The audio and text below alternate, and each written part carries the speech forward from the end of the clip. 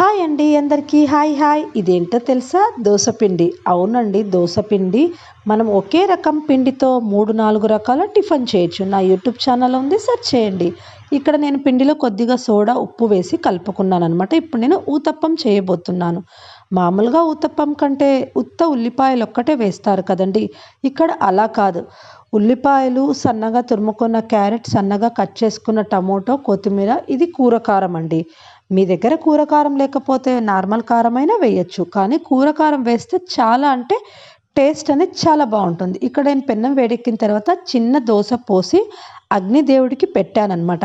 మనం ప్రతిరోజు ఏదైతే వంట వండుకుంటామో అగ్నిదేవుడికి సమర్పించండి. కొద్దిగా ఇలా ఒక గరిటెడు పిండి పోసుకొని జస్ట్ కొద్దిగా అలా టచ్ చేయండి, మరీ పల్సగా కాదు. ఇప్పుడు ఒక్కొక్కటిగా మనం కట్ చేసుకున్న ఉల్లిపాయలు, టమోటో ముక్కలు, తురుముకున్న క్యారెట్, సన్నగా కట్ చేసుకున్న కొత్తిమీర, పైన కూర కారం కొద్దిగా వేసుకొని నూనె వేసుకొని మూత పెట్టుకొని ఇవన్నీ ఒక చిన్నగా మంట పెట్టుకొని స్టవ్ సిమ్లో పెట్టుకొని మనకి మగ్గిపోతుంది అనమాట. అప్పుడు ఇంకో పక్కకి తిప్పుకొని టర్న్ చేయాలి. ఊతప్పం అయితే చాలా టేస్ట్గా సాఫ్ట్గా ఉంటుందన్నమాట.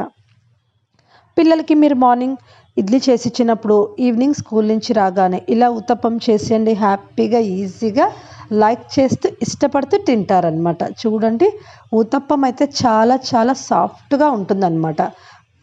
ఇలా ఇంకో పక్క తిప్పిన తర్వాత ఇంకొద్దిగా నూనె వేసుకొని కాల్చుకోండి అనమాట. టేస్ట్ అయితే చాలా బాగుంటుంది. దీన్ని మనం పప్పుల చట్నీ, వెల్లుల్లి కారంతో, లేకుంటే టమాటో చట్నీ తింటే టేస్ట్ అయితే చాలా బాగుంటుంది. నచ్చిందా? లైక్ చేయండి. నా ఛానల్ని సబ్స్క్రైబ్ చేసుకోండి.